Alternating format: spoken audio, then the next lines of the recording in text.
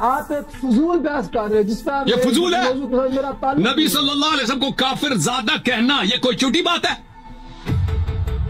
نبی صلی اللہ علیہ وسلم کے والدین پہ اجماع کرنا کہ وہ کافر تھے، نستجیب جہنمی، ابھی جہنم میں وہ جل رہے ہیں، یہ کوئی چھوٹی بات ہے؟ نبی صلی اللہ علیہ وسلم کو شتم کرنا، گالی دینا، توہین کرنا، ابھی میں آپ کو کافر زادہ کہہ دوں، آپ کے والد صاحب کو کافر زادہ کہہ دوں، کافر کہہ دوں، آپ نہیں کہ مجھے گالی دی ہے؟ میں ایک چھوٹا سا اپنا واقعہ سناتا ہوں مناظرے کا نا، یہ پہلے بھی سنا چکا ہوں لیکن اس موضوع کی مناسبت سے مختصر سا جلدی سنا دیتا ہوں، پھر ہم آگے چلتے ہیں۔ ہم جب یہ بات ہوگی 90s کی، 91 کی بات ہوگی، تو ہمارے محلے میں ایک نیوی کے لیفٹیننٹ کمانڈر تھے، قادیانی تھے، وہ لڑکوں کو بہت خراب کر رہے تھے، وہ صاحب لیفٹیننٹ کمانڈر تھے نیوی میں اور قادیانی تھے، تو لڑکوں کو بہت تبلیغ کرتے رہتے تھے بیٹھ کے، یہ دیکھو مرزا نے نبی کی تعریف یہ کی، مرزا تو ایسا پیغمبر صلی اللہ علیہ وسلم کا عاشق تھا، اور یہ تم لوگ ان کو کافر کہتے ہو اور جہنمی کہتے ہو، یہ وہ نوجوان لڑکے تھے، تو ہمارے پاس زیادہ نالج بھی نہیں تھی، تو ہم نے کیا کیا، اپنے ایک استاذ تھے حضرت مفتی احمد ممتاز، میرے استاذ ہیں، اللہ ان کی عمر میں برکتیں دے، مجھے لانے والے ہی علم دین کی لائن پر وہی ہیں، تو وہ حضرت مولانا منظور چنیوٹی صاحب رحمہ اللہ تعالیٰ سے قادیانیت پہ باقاعدہ کورسز کر کے آئے ہوئے تھے، سمجھ رہے ہیں، وہاں کورس ہوتے تھے قادیانیت پہ نا، وہ کورسز کر کے آئے ہوئے تھے، تو اب کیا ہوا کہ ہم نے کہا کہ بھائی اچھا وہ ساری ان کی ہوشیاریاں بھی جانتے تھے، تو مولانا جو ہمارے استاذ تھے نا،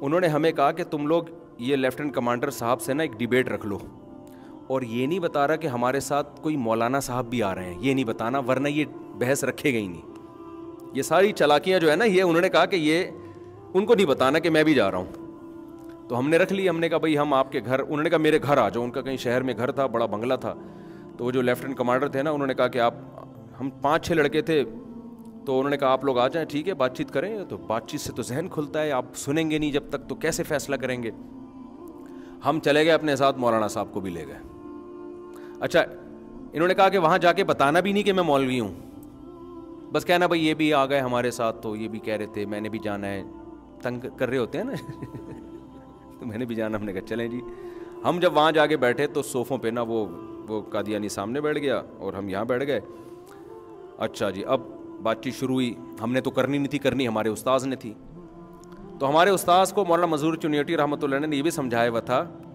کہ جب آپ ان کو ان کی کتابوں کا ریفرنس دیں گے نا مرزا کی، تو یہ وہ کتاب ہی غائب کر دیں گے، یہ کہیں گے وہ تو ہے ہی نہیں، تو اس لیے ان کی لائبریری میں پہلے سے وہ کتابیں نکال کے رکھنا، اور اس کی بڑی لائبریری تھی وہاں پہ، تو وہ لائبریری میں ہی ہماری بحث رکھی گئی تھی، تو ہمارے استاذ ایسے جا کے بیٹھ گئے بالکل جیسے کچھ آتا واتا ہی نہیں ان کو، اور اب اس نے تقریر شروع کی نا، تقریر کیا کر رہا ہے، حضرت عیسیٰ علیہ السلام کا انتقال ہو چکا ہے، ابے حضرت عیسیٰ کا انتقال ہونے نہ ہونے سے مرزا کے نبی ہونے کا کیا تعلق ہے یار، یہ لوگ ہمیشہ بحث کو کیا کرتے ہیں، گھماتے ہیں، حضرت عیسیٰ علیہ السلام دنیا سے جا چکے ہیں، حضرت عیسیٰ ابن مریم نازل نہیں ہوں گے، ہمارے استاذ اس میں لگے ہوئے تھے کہ جا کے نا وہ کتابیں جو ریفرنسز لکھ کر لائے تھے نا وہ نکال رہے تھے، ساری کتابیں اپنے سامنے جمع کر لی مرزا کی جتنی تھی نا، تو اب کیا ہوا ہے جی، وہ بار بار دلائل دے رہا ہے، حضرت عیسیٰ علیہ السلام دنیا سے جا چکے ہیں، اور خود سوچو اگر حضرت عیسیٰ آسمانوں پہ زندہ ہیں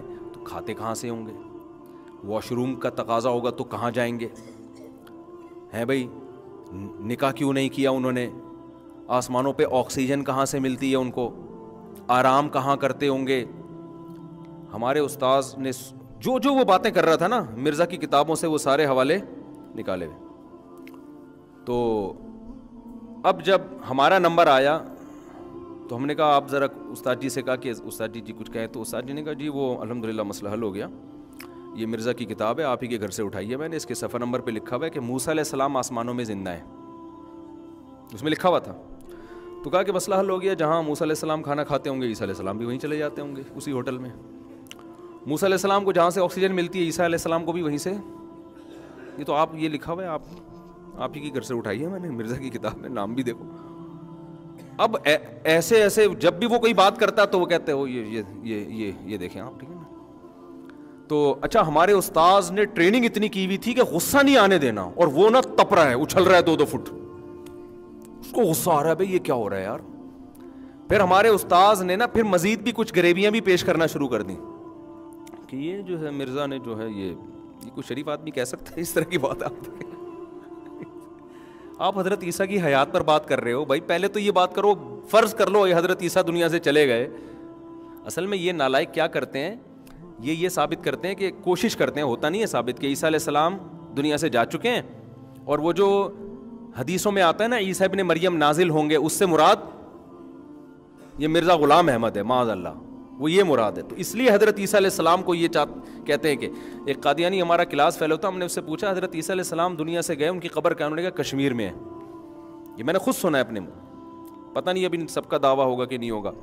تو یاد رکھو ہم کنٹروورسی کے قائل نہیں ہیں کہ آپ کسی قادیانیوں کو تنگ کریں، اس کو ماریں یا کچھ سختی کریں، ہم ان چیزوں کے قائل نہیں ہیں. دنیا پہلے ہی بہت بدامنی کا شکار ہے، لیکن انسان اپنے عقیدے میں مضبوط ہوتا ہے. اور ہم قادیانیوں سے ایک بات کہتے ہیں کہ آپ اپنے آپ کو مسلم کہنا چھوڑ دو. میں جب یورپ میں تھا نا تو وہاں ایک بڑی اچھی بات ایک مولانا نے کہی، انہوں نے کہا کہ ہم نے یہاں گوروں سے بھی بات کی ہے، گورے کہتے تمہیں قادیانیوں سے تکلیف کیا ہے؟ بھائی وہ بھی جیسے عیسائیوں کا اپنا مذہب ہے، ہندوؤں کا اپنا مذہب ہے، تو قادیانیوں کا بھی اپنی عقیدہ ہے، آپ کیوں ان سے اتنی بحث مباحثے کرتے ہو؟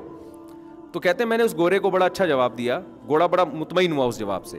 ہم نے کہا دیکھو تم عیسائی ہو نا، تم عیسائی ہو نا، عیسائیوں کا ایک خاص، آج کل کے عیسائیوں کا ایک خاص عقیدہ ہے، چرچ جاتے ہیں، یہ کرتے ہیں وہ کرتے ہیں.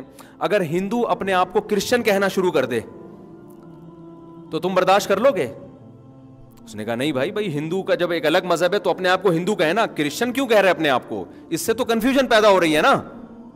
تو اس نے کہا بات یہی ہے کہ اسلام کے ایک مخصوص عقیدے ہیں جن میں ختم نبوت کے نبی صلی اللہ علیہ وسلم آخری نبی ہیں، یہ پوری دنیا کے مسلمانوں کا متفقہ عقیدہ ہے. اب اگر کوئی ہمارے نبی کے کھاتے میں کوئی جھوٹے قذاب ڈالے بھائی تو آپ اپنے آپ کو کہہ دو ہم غیر مسلم ہیں، پھر جو مرضی آپ اپنے مذہب کا نام رکھو. ہم آپ کو گلے لگانے کے لیے، ہم ہندو کو بھی گلے لگاتے ہیں، عیسائیوں کو بھی گلے لگاتے ہیں، ہم آپ کو بھی گلے لگا لیں گے. لیکن اگر آپ اپنے آپ کو مسلم کہتے ہو تو آپ اسلام میں کنفیوژن پیدا کر رہے ہو. ایسی صورت میں ہم اپنے آپ کو گلے لگانے کے لیے تیار نہیں ہوں گے کسی قیمت پہ.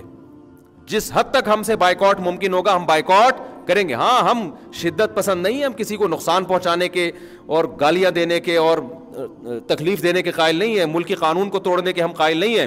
لیکن آپ یہ سمجھو کہ ہم دوستیاں کو جائز کہہ دیں. اور جناب دعوتیں قبول، لوگ ہم سے کہہ رہے ہوتے ہیں کہ مفتی صاحب ہندو نے مجھے دعوت میں بلایا چلے جاؤ. میں کہتا ہوں چلے جاؤ بھائی، وہ میرا کرسچن دوست ہے، اس کے ساتھ بیٹھ کے کھانا کھا سکتا ہوں، کھا لو بھائی. لیکن جب بات قادیانیوں کی آتی ہے، مصعب قادیانی ہے، اب ولیمہ کر رہے ہیں اپنے بیٹے کا، چلا جاؤں؟ نہیں جاؤ بھائی، بالکل نہیں جاؤ. آپ کے لیے جانا جائز؟ بولو نا نہیں ہے. مفتی صاحب وہ قادیانی سے لین دین کرنا ہے بھائی، شدید مجبوری کے حکام الگ ہیں، لیکن نارملی آپ قادیانیوں سے لین دین بولو نہیں کر سکتے. ان سے دوستیاں، آپ کا کلاس فیلو، ریزرو رہیں آپ اس سے، بڑھ چڑھ کے اس کو سلام کرنا، بڑھ چڑھ کے دوستیاں لگانا، ریزرو رہیں. ریزرو کا مطلب نہ دشمنی کریں اور نہ دشمنی سے مراد دشمنی والا معاملہ نہ کریں اس کے ساتھ کہ خام خام میں ٹارچر کر رہے ہیں، تکلیف دے رہے ہیں. اس سے تو کوئی فائدہ نہیں ہوتا، نقصان ہی ہوتا ہے ان چیزوں سے. لیکن گلے لگا لیں، ان سے دوستیاں لگا لیں، ان کی شادیوں میں، ان کے جنازوں میں شرکت، یہ نہیں ہو سکتا بھائی.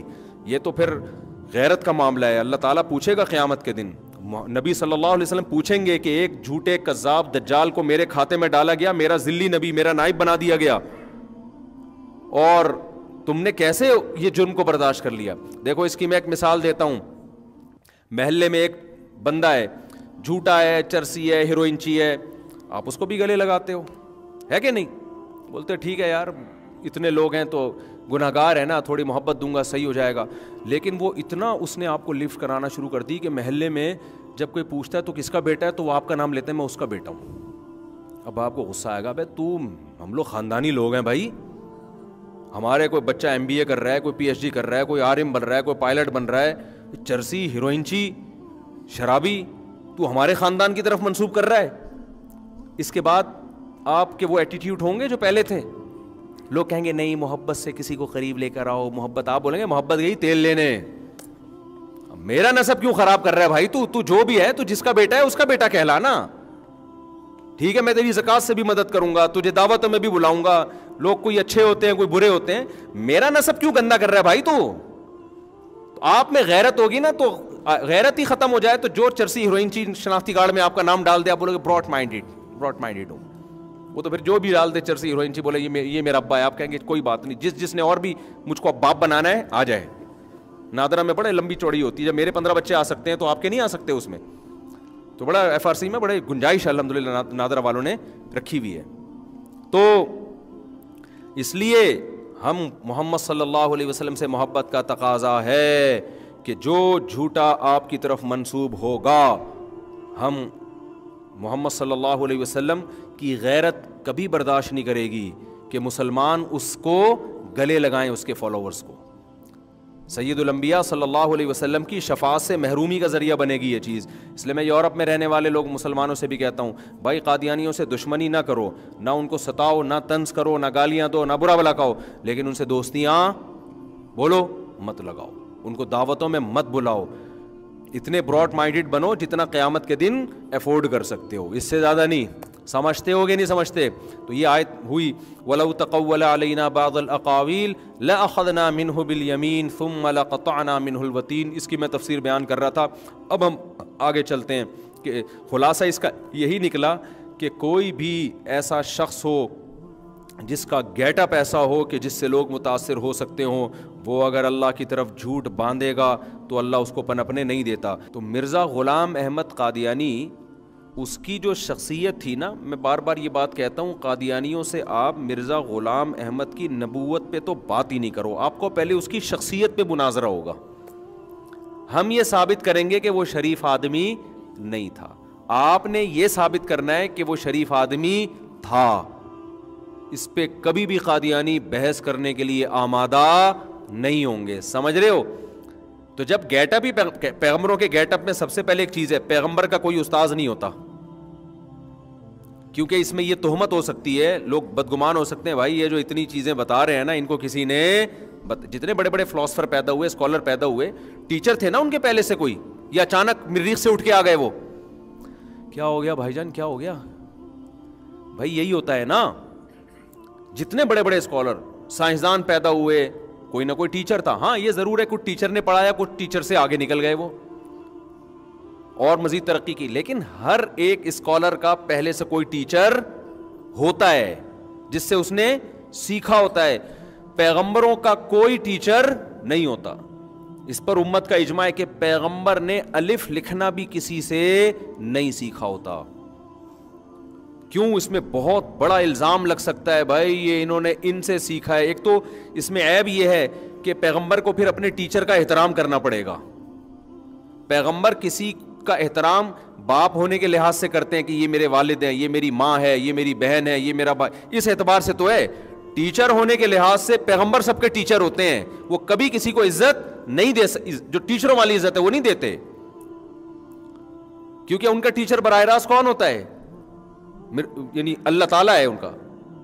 تو آپ مرزا کی سیرت اٹھا کے دیکھو, ان کے تو ٹیچر بھی تھے, یونیورسٹی میں ملیں گی, کالج میں ملیں گے, وہ ساری حرکتیں بھی ملیں گے جو یونیورسٹی اور کالجز میں ہوتی ہیں, تو وہ سب کچھ ملے گا آپ کو.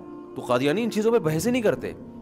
اور دوسری بات یہ کہ جب اللہ نے اپنے حبیب صلی اللہ علیہ وسلم کی زبان سے کہلوا دیا انا خاتم النبی لا نبی بعدی.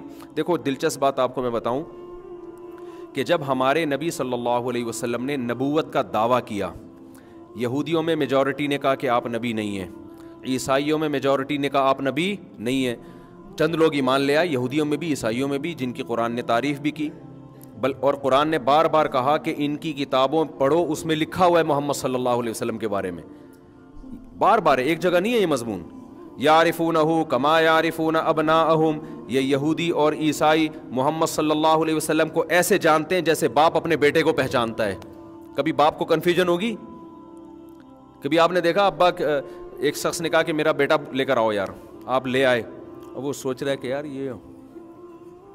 یہ بچہ بھی اسی شکل کا ہے, اس کی بھی 2 ٹانگیں, اس کی بھی 2 ٹانگیں, قد دونوں کا سیم ہے, کنفیوز ہو رہا ہوں کہ یار یہ میرا والا ہے, یہ والا میرا ہے, یہ والا میرا ہے. کبھی ہوتا ہے ایسے؟ انگریزوں میں ہوتا ہے, لیکن اس وقت انگریزوں میں بھی ایسا, اب انگریزوں میں ہوتا ہے کہ ایکچولی کنفرم نہیں ہے, ابھی بتاؤں گا سوچ کے, اور ضرورت کیا بتانے کی ہے بھی, تو کیا کرے بھائی. تو وہ براڈ مائنڈڈ, ترقی, سائنس, تبھی تو یہ چیزوں سے وہ نکلے, اور انہوں نے کیا کی, لوگ ہمارے یہ سمجھتے ہیں ان چیزوں سے نکلے اور انہوں نے کیا کی, ترقی. ہم ابھی تک ابا, چاچا, دادا, نانا, پھپھا, خالو میں لگے ہوئے, اس لیے ہم ترقی نہیں کر پا رہے. حالانکہ اس چیز کا ترقی سے کوئی تعلق نہیں ہے. ہمارا لبرل طبقہ ہر تنزل کو مذہب کے کھاتے میں ڈال دیتا ہے. مفتی تقی صاحب، حضرت مفتی تقی عثمانی صاحب سفر کر رہے تھے نا جہاز میں، تو ایک صاحب الٹے ہاتھ سے کھا رہے تھے. حضرت نے فرمایا سیدھے ہاتھ سے کھائیں. انہوں نے کہا یہ ایک تو مولویوں نے یہ الٹے سیدھے کے چکر میں ڈال کے نا مسلمانوں کو ترقی سے روکا ہوا ہے. تو حضرت نے فرمایا کہ آپ نے الٹے ہاتھ سے کھا کے کیا ترقی کر لی ہے، اس کے کیا تعلق ہے ترقی سے؟ بھائی ہاتھ چینج کرنے میں کتنا ٹائم لگتا ہے یار. تو فالتو کی باتیں، پردہ کرنے میں عورت پردہ کرے گی تو پڑھ نہیں سکے گی. پڑھائی کا پردے سے کیا تعلق ہے یار؟ داڑھی کا کوئی تعلق ہے سائنسدان بننے سے؟ ہاں اگر کہیں کوئی مصیبت آ رہی ہو تو پھر علماء خود جواز کا فتویٰ، کہیں جان جا رہی ہو، جیسے پائلٹ کے لیے مسئلہ ہوتا ہے، کہتے ہیں بعض پائلٹ داڑھی رکھنے میں کچھ آکسیجن کا خطرہ ہوتا ہے یا واللہ عالم ہوتا ہے کہ نہیں ہوتا ہے، یہ وہی جانے. ایسی کوئی جان کا مسئلہ ہو تو پھر تو اسلام خود گنجائشیں دے دیتا ہے نا. آپ کو کیا ٹینشن ہو رہی ہے یار؟ تو نہ داڑھی آپ کو پڑھائی سے روکتی ہے نہ نماز روکتی ہے. 24 گھنٹے تو کوئی سائنسدان بھی محنت نہیں کرتا نا، کچھ ٹائم تو وہ بھی ریلیکس ہوتا ہے، تو نماز پڑھ لو اس ٹائم میں. تو عجیب سا دماغ خراب کر کے رکھا ہوا ہے کہ یہ مولویوں نے چکر میں روکا ہوا. حالانکہ مولویوں کا نہ کوئی دینی کوئی کالج ان کے پاس ہے، نہ یونیورسٹی ان بیچاروں کے پاس ہے.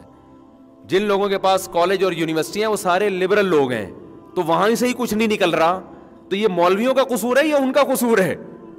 مولویوں کے پاس مدرسے ہیں، وہاں ہر سال دھڑا دھڑ علماء فارغ ہو کے نکلتے ہیں، اور لبرل لوگوں کے پاس یونیورسٹی ہے، وہاں سے کیا نکل رہا ہے اس پہ رپورٹ پیش کرنے کی ضرورت نہیں ہے. اور جو اچھا بن کے نکل رہا ہے وہ اپنی ذمہ داری پہ نکل رہا ہے، وہ اس نظام تعلیم کا اثر نہیں ہے، وہ اس کی اپنی قابلیت ہے. جس کو جو نزلہ گرانا ہوتا ہے کہاں ڈال رہا ہوتا ہے؟ مولویوں پہ. مولوی ایسے، مولوی یوں، مولوی یوں، مولوی نہیں بتاتے، مولوی غلط بیانی کرتے ہیں. تو خیر کیا بات چل رہی تھی؟ جلدی سے پھر اپنے بات جو چلی تھی نا جلدی سے ختم کریں. اس کو کیا چل رہا تھا؟ فساد بلاغت تو ختم ہو گیا نا، وہ تو میں نے ولو تقول علینا بعض القاویل. ہاں میں مرزا کی بات کر رہا تھا. تو پہلی بات تو یہ ہے کہ گیٹ اپ ہی پیغمبروں والا نہیں ہے. شرافت تو ثابت کرو بھائی. پیغمبروں کے لیے سب سے پہلے شریف ہونا چاہیے. نمبر 2 پیغمبر کا کوئی ٹیچر نہیں ہوتا. مرزا کے تو بہت سارے اساتذہ گزرے ہیں. اور تیسری بات بخاری کی حدیث، رسول اللہ صلی اللہ علیہ وسلم نے فرمایا کوئی پیغمبر دنیا میں ایسے نہیں آئے جنہوں نے بکریاں نہ چرائی ہوں. مرزا غلام احمد نے بکریاں بولو نہیں چرائی. صحابی نے پوچھا یا رسول اللہ پھر آپ نے بھی؟ آپ نے فرمایا ہاں میں نے بھی بچپن میں بکریاں چرائی ہیں. تو کوئی پیغمبر ایسا نہیں. یہ جو بکریاں چرانے کی بات ہے نا، اس میں ایک سبق ہے بڑا زبردست. موضوع سے ہٹ رہا ہوں. دیکھو انسان جتنا نیچرل لائف کے قریب ہونا اس میں تواضع بھی پیدا ہوتی ہے اور ہنسی خوشی زندگی گزارتا ہے. آج جو ڈپریشن کی ایک بہت بڑی وجہ ہے نا، آرٹیفیشل لائف. ہر آدمی فن خان بننے کی کوشش اور گیٹ اپ کو فوکس کیا ہوا ہے. میں دیکھنے میں کیا نظر آؤں؟ پڑھا لکھا اور مالدار نظر آؤں میں دیکھنے. تو یہ خناس نہ اپنی کھوپڑی سے نکالے، بالکل ہنسی خوشی زندگی گزارا کریں، ٹھیک ہے نا؟ کسی کی پرواہ نہ کیا کریں. ہاں اتنے سادہ نہ ہو جائیں کہ ناڑا لٹکنا شروع ہو جائے. بعض لوگ ایسے بھی ہوتے ہیں کہ ہمیں کوئی پرواہ نہیں ہے. یہ تو فضول قسم کی حرکت ہے. جتنی نیچرل لائف کے قریب ہوگے نا، میں کہتا ہوں جو ڈپریشن اور ٹینشن کے مریض ہیں نا، میرے مشورے پہ کچھ دن مرغیاں پال لیں، بکریاں پال لیں. ایک گھر میں کچھ جنگلہ شنگلہ بنا کے اور کچھ دن ان کی خدمت بھی کریں. ایسا نہ ہو پال کے ملازم کے حوالے کر دیا. تھوڑا سا ان میں دل بہلائے، مزہ نہ آئے. جتنے پیسے میں نے لیے ہیں واپس لیے نہیں الحمدللہ، 1 روپیہ بھی، سمجھانے کے لیے کہہ رہا ہوں. مزہ نہ آئے پیسے واپس. انسان کی نیچر کبھی چینج نہیں ہوتی. یاد رکھو انسان گائے بکری بھیڑوں سے ہی شروع ہوا تھا اور اینڈ بھی انسان کا. دیکھو کتنی میں نے ابھی گائے خریدی آپ کی دعاؤں سے. دیکھو گائے میں کتنا بڑا سبق ہے. ہم تو بچڑا بھی لے کر آئے گائے کے ساتھ اس کا بچہ. اب دیکھو گائے کے 4 دھن ہوتے ہیں. اگر آپ نے بچہ چھوڑ دیا نا ایسے ہی، ایک دفعہ بھی غلطی سے بھی چھوڑ دیا، بچہ دودھ پی کے مر جائے گا. کیوں مرے گا؟ بچے جتنا دودھ بچے کو گائے میں چاہیے نا، اس سے 5-6 گنا زیادہ دودھ اس کے تھنوں میں پیدا ہوتا ہے. سوال پیدا ہوتا ہے کہ لبرل لوگ جو ملحد لوگ ہیں وہ تو یہی کہتے ہیں نا کہ یہ نیچر نے خود اپنے آپ کو ایڈجسٹ کیا ہوا ہے. نیچر نے خود کیا کیا ہوا ہے؟ تو ایک ایسی ایڈجسٹمنٹ ہے یار. بچے کو 1 پاؤ دودھ چاہیے یا 1 کلو دودھ چاہیے اور پیدا 7-8 کلو دودھ ہو رہا ہے. اس کا مطلب یہ خدا نے انسان کی خدمت کے لیے اسپیشل اس جانور کو پیدا کیا ہے کہ ایک حصہ دودھ بچہ پیے گا، 3 حصے قوم پیے گی. نہیں آئی بات سمجھ میں؟ ورنہ ساری دنیا میں ایسا ہی ہوتا ہے کہ اتنا ہی دودھ پیدا ہوتا ہے جتنا بچے کے لیے ضروری ہو. ماں کی چھاتیوں میں اتنا دودھ پیدا ہوگا جتنا بچے کے لیے ضروری ہے. اور جتنے بھی دنیا میں جانور ہیں، یہ جو گائے اور بکریوں کے زیادہ پیدا ہو رہا ہے، بکری کے بھی بہت زیادہ پیدا نہیں ہوتا، گائے اور بھینس کے تو بہت پیدا ہوتا ہے، 2-4 تھوڑا سا زیادہ ہوتا ہے نا. ہم کہتے ہیں بھائی وہ کبھی زیادہ کبھی کم، بہت زیادہ، اتنا کہ ایک دفعہ بچے کی رسی، انہوں نے مجھے بار بار بتایا کہ بچے کو دور باندھنا ہے گائے سے، اگر غلطی سے ایک دن بھی رسی کھلی رہ گئی تو صبح بچہ مرا ہوا ملے گا آپ کو، یا موشن لگے ہوئے ہوں گے، مر جائے گا. اور ہم نے دیکھا، ہمارے ایک ریلیٹو پنجاب میں تھے، وہ بھینس کا بچہ رات کو کھل گیا، صبح کو لیٹا ہوا ہے، وہ اتنا دودھ پیا، وہ تو پیتا ہی جا رہا ہے اور پھر وہ مرنے لگا. پھر اس کو ذبح کیا جلدی انہوں نے. تو یہ خود اس بات کی علامت ہے جو قرآن کہہ رہا ہے وَإِنَّ لَكُمْ فِي الْأَنْعَامِ لَعِبْرَةً، ان چوپایوں میں تمہارے لیے عبرت کا سامان ہے. نُسْقِيكُمْ، ہم تمہیں دودھ پلاتے ہیں، مِمَّا فِي بُطُونِهَا، جو اس کے پیٹ میں دودھ تیار ہوتا ہے ہم تمہیں پلاتے ہیں. کیا مطلب؟ اگر یہ فطرت نے خود بخود اس کو کر لیا ہوتا نا ایڈجسٹ، تو فطرت اتنا ہی دودھ پیدا کرتی جتنا اس بچے کے لیے ضروری ہے. تبھی قرآن کہتا ہے یہ ہم نے اس میں ایسے سافٹ ویئر ڈالے ہیں کہ ہمیں پتہ ہے کہ انسان کی خوراک میں گوشت بھی ہے، انسان ایک واحد مخلوق ہے جو سبزی بھی کھاتا ہے، اور انسان واحد مخلوق ہے جو دودھ بھی پیتا ہے، پھر دودھ سے گھی بھی نکالتا ہے، پھر مکھن بھی نکالتا ہے، 20 قسم کے اس کے ناشتے میں چیزیں ہوتی ہیں. تو اس کے لیے اگر اتنا تھوڑا دودھ پیدا کروں کہ گائے کے بچے کے لیے کافی ہو جائے تو پھر انسان کو وافر مقدار میں دودھ نہیں ملے گا. لہذا نسقیکم، یہ جو قرآن کی بلاغت ہے نا، ہم پلاتے ہیں، اور ایسا زبردستی پلاتے ہیں کہ آپ سخاوت میں بچے کو نہیں. بعض لوگ کہتے ہیں نہیں ہم جتنی پئیں گے بچے کو ہی سارا پلائیں گے. اللہ کہتے ہیں ایسی سخاوت تم کر نہیں سکتے، کرو گے تو مر جائے گا، اس لیے جائز ہی نہیں ہے تمہارے لیے ایسی سخاوت. تو 100% یہ چوپائے اللہ نے کس کے لیے پیدا کیے؟ انسانوں کے لیے پیدا کیے ہیں. سمجھتا ہے کہ نہیں سمجھتا ہے؟ تو آپ میری مشورے پہ کبھی کچھ پال کے دیکھ لیں، تھوڑے دن تک اس کی خدمت خود کریں. آپ مزہ نہ آئے پیسے واپس، اور حلال جانور پالیں، کتے نے پالنا شروع کر دیں. تو خیر ہم اپنے اصل موضوع کی طرف آتے ہیں. تو مرزا غلام احمد نے بکریاں بھی کبھی نہیں چرا. اصل میں لوگ پتہ ہے کیوں وہ تھوڑا سا بکریوں میں جائیں گے، دودھ نکالیں گے، گائے وائے، لوگ کیا بولیں گے، یار ہم تم پڑھا لکھا آدمی سمجھتے تھے، یار تم کیا نکلے ہیں. ہے تو صبر آزما کام مزیدار بہت ہے. میں نہیں کہہ رہا سارا خود کریں، کوئی اگر اللہ نے وسائل دیے ہیں تو ملازم رکھیں، لیکن خبر گیری کرتے رہیں، دودھ نکالا کریں، پیا کریں. مزہ نہ آئے تازہ دودھ ایک دفعہ میرے مشورے پہ پی کے دیکھیں. میں نے ایک بیان کیا تھا کہ دودھ بوائل کیے بغیر تازہ پیا کریں. نیچے لوگوں نے بہت اوٹ پٹانگ باتیں لکھی ہوئی تھی، شارٹ کلپ میں نا کم وقت لوگ چلا دیتے ہیں، پوری بات لاتے نہیں ہیں. وہ جو جرمز دودھ میں پیدا ہوتے ہیں نا، لوگ کہہ رہے ہیں اس کو دیکھو کیا باتیں کر رہا ہے، کچا دودھ پلا رہا ہے اور بیکٹیریا والا بوائل کیے بغیر. او بھائی یہ گوالے کا دودھ ہم نہیں کہہ رہے کہ بوائل کیے بغیر پئیں، یہ والا نہیں کہہ رہے ہم. دوسرا دودھ کو کچھ دیر گزر جائے رکھے پھر بھی ہم نہیں کہہ رہے کہ کچا پئیں، اس میں بیکٹیریا پیدا ہو جاتے ہیں. ہم جو کچا پینے کا مشورہ دے رہے ہیں، تازہ دودھ نکالا اور فوراً پی گئے، اس کو ہم کہہ رہے ہیں ذرا ہمارے مشورے پہ کر کے دیکھیں. مزہ نہ آئے پیسے واپس. لال سرخ ہونا شروع ہو جائیں گے، پیٹ کی تیزابیت ختم ہو جائے گی، اور آپ کو پتہ چلے گا کہ اس دودھ میں جو ہم نکال کے پیتے ہیں اور جو خرید کے پیتے ہیں، زمین اور آسمان کا فرق ہے. سمجھتا نہیں ہے نا بات کو. صحت پہ کمپرومائز نہ کیا کرو میرے بھائی. پتہ نہیں کیا کیا ٹیکے شیکے لگا کے کیا کون سے انجیکشن تو جو ہمیں پتہ ہے، اور کون سے ایسے ہوں گے جو ہمیں پتہ ہی نہیں ہے، اور پھر پتہ نہیں کیا ہو سکتا ہے. تو اس لیے بہتر ہے یار گائے پال لو خرید کے، اور ڈبے سے تو پھر بھی وہ بہرحال بہتر ہے. اچھا خیر، تو مرزا غلام احمد قادیانی نے کبھی بکریاں بولو نہیں چرائیں. دوسری بات یہ، ہاں میں جو اصل واقعہ بتا رہا تھا، دیکھو جب رسول اللہ صلی اللہ علیہ وسلم نے نبی ہونے کا دعویٰ کیا تو قرآن کہتا ہے یہود و نصارہ ان کو ایسے پہچانتے ہیں جیسے اپنے بیٹوں کو کوئی باپ پہچانتا ہو.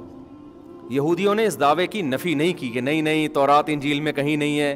اگر نفی کرتے نا تو نبی صلی اللہ علیہ وسلم حکم دیتے لاؤ تورات، لاؤ انجیل لے کر آؤ. اور جو یہودی مسلمان ہوئے تھے علماء، ان سے کہتے کہ تم پڑھ کے سناؤ. جو یہودی علماء مسلمان ہوئے تھے نا، وہ تو یہ کہتے تھے کہ تورات اور انجیل میں آپ صلی اللہ علیہ وسلم کا تذکرہ ملتا ہے، لیکن جو اہم ترین بات ہے. جن یہودیوں نے انکار کیا نا, اس انکار کی بیس اس بات کو بنایا کہ نہیں آپ اللہ کے نبی نہیں ہیں. اس بات کو نہیں بنایا کہ موسیٰ علیہ السلام آخری نبی تھے یا عیسیٰ علیہ السلام آخری نبی تھے اور آپ کے بعد نبوت کا دروازہ بند ہو گیا. اس بات کو بیس کسی نے نہیں بنایا. اگر ہوتا تو کہیں تو روایت میں آتا نا, کہیں تو کہ فلاں یہودی نے کہا ہے کہ حضرت موسیٰ آخری نبی ہیں, یا سلیمان علیہ السلام یا داؤد علیہ السلام آخری نبی ہیں, یا عیسائی اس بات کو بیس بناتے کہ بھائی عیسیٰ ابن مریم تو آخری نبی ہیں, اس کے بعد تو ان کے بعد تو کوئی نبی آ ہی نہیں سکتا. یہ کسی عیسائی نے دعویٰ نہیں کیا, اس وقت کی بات کر رہا ہوں. ہوتا تو کہیں تاریخی کتابوں میں کوئی کچھ تو حاشیے میں کچھ مل جاتا نا. نہ کسی عیسائی نے یہ دعویٰ کیا کہ حضرت عیسیٰ آخری نبی نہیں ہے آخری نبی ہیں, نہ کسی یہودی نے. اس کا مطلب وہ یہ جانتے تھے کہ حضرت عیسیٰ کے بعد پیغمبر آئے گا, آ سکتا ہے, حضرت موسیٰ کے بعد پیغمبر, داؤد علیہ السلام کے بعد پیغمبر آ سکتے ہیں, وہ یہ مانتے تھے. لیکن جب مرزا غلام احمد نے نبوت کا دعویٰ کیا ہے نا, تو علماء نے یہ نہیں کہا کہ مرزا نبی ہے یا نہیں ہے. علماء نے کہا بھائی یہ چیپٹر کیا ہو چکا ہے, کلوز. کیونکہ نبی صلی اللہ علیہ وسلم نے جب یہ فرمایا نا کہ میں آخری نبی ہوں, قرآن میں بھی آ گیا, تو یہ امت کا اجماعی عقیدہ بن گیا تھا. یہ اجماعی عقیدہ بن گیا کہ بھائی اب کوئی نیا نبی نہیں آ سکتا. تو اس سے صاف پتہ چلتا ہے کہ یہ اجماعی عقیدہ ہے کہ آپ صلی اللہ علیہ وسلم کے بعد کوئی پیغمبر نہیں آ سکتا. اور نبی صلی اللہ علیہ وسلم نے جب یہ کہہ دیا اور قرآن میں بھی آ گیا اور امت کا اجماع ہو گیا اس کے اوپر, ایک طے شدہ بات ہو گئی, تو اب اللہ ذمہ دار ہی نہیں ہے کہ کوئی نئی نبوت کا دعویٰ کرے اور اللہ اس سے برات کا اعلان کرے. کیوں ذمہ دار نہیں ہے بھائی؟ اب اگر تم اس پر ایمان لے کر آ رہے ہو تو یہ تمہارا ہیڈ ایک ہے. ہم نے پہلے سے, جیسے اس کی مثال ایسے ہے جیسے امریکہ یہ کہہ دے کہ ہم نے پاکستان سے سفارتی تعلقات ختم کر دیے, اب ہمارا کوئی سفیر نہیں آئے گا. پھر اگر اس اعلان کے بعد کوئی کتنے خوبصورت گیٹ اپ میں آ جائے, کتنا بہترین پیغام لے کر آ جائے, آپ اگر اس کو لفٹ کراؤ گے تو آپ بے وقوف ہوگے. امریکہ کی ذمہ داری نہیں ہوگی کہ وہ یہ اعلان کرے کہ یہ اس کا مجھ سے کوئی تعلق نہیں. امریکہ گئے, ہم تو پہلے اناؤنسمنٹ کر چکے ہیں.